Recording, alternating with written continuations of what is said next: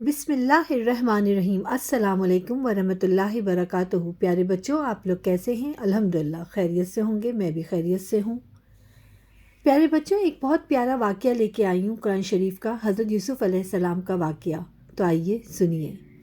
وہ ایک گھنا اور خطرناک جنگل تھا۔ قدم قدم پر درندے تھے، سانپ، بچھو اور دیگر موذی جانور بھی، مگر ان نوجوانوں کو جیسے کسی خطرے کا کوئی احساس ہی نہ تھا۔ وہ تیزی سے ایک جانب چلے جا رہے تھے۔ ان کے ساتھ ایک نوعمر لڑکا بھی تھا، بے حد حسین اور معصوم۔ اس کے چہرے پر تھکن اور بیزاری کے آثار نمایاں تھے، مگر ساتھ والے نوجوان اس کی طرف سے بالکل بے پرواہ نظر آ رہے تھے۔ اچانک سب سے آگے چلنے والا نوجوان ایک جگہ رک گیا۔ وہ دیکھو، وہ رہا ویران کنواں۔ اس نے انگلی سے ایک جانب اشارہ کرتے ہوئے کہا، ہمیں اس طرف چلنا ہے۔ پھر ان کا رخ اس کنویں کی جانب ہو گیا جس کی حالت خستہ تھی۔ تھوڑی دیر میں وہاں پہنچ گئے۔ بڑی اچھی جگہ کا انتخاب کیا ہے تم نے، واقعی اس طرف تو کسی کا گزر ہوتا ہی نہیں ہوگا، ایک اور نوجوان نے کنویں کے اندر جھانکتے ہوئے کہا۔ پھر ان نوجوانوں نے آنکھوں ہی آنکھوں میں ایک دوسرے کو اشارہ کیا اور پھر اچانک ہی نوعمر لڑکے کو دبوچ لیا۔ لڑکا گھبرا گیا۔ اس نے مزاحمت کی، مگر اپنے سے کئی گنا طاقتور نوجوانوں کے سامنے اس کی ایک نہ چلی۔ نوجوانوں نے زبردستی اس کی قمیص اتاری اور کنویں میں دھکا دے دیا۔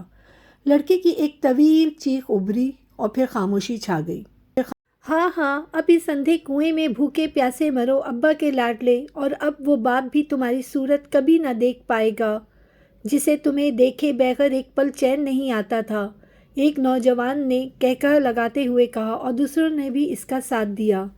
پھر انہوں نے ایک جنگلی جانور کا شکار کیا، لڑکے کی اتروائی ہوئی قمیص پر اس کے خون کے چھینٹے ڈالے اور واپس چل پڑے۔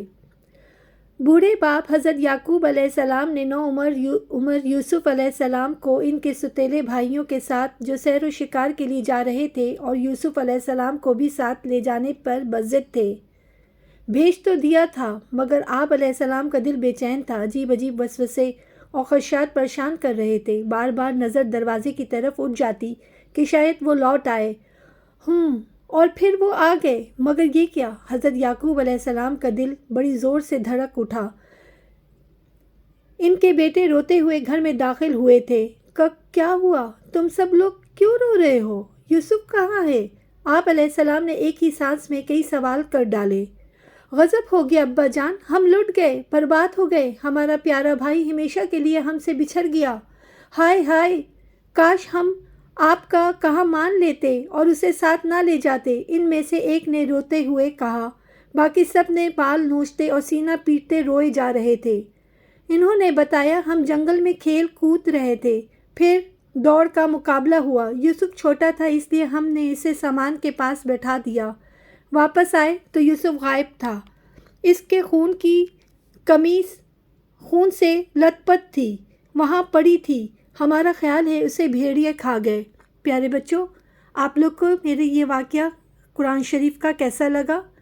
اور اس کو یاد کیجیے گا، اور میرے پیاری کہانیاں کو لائک کیجیے، سبسکرائب کیجیے، بیل آئیکن پہ کلک کیجیے، اور زیادہ سے زیادہ شیئر کیجیے، اور کمنٹس میں بھی لکھ کے بتائیے کہ آپ کو یہ واقعہ کیسا لگا۔ السلام علیکم ورحمۃ اللہ وبرکاتہ۔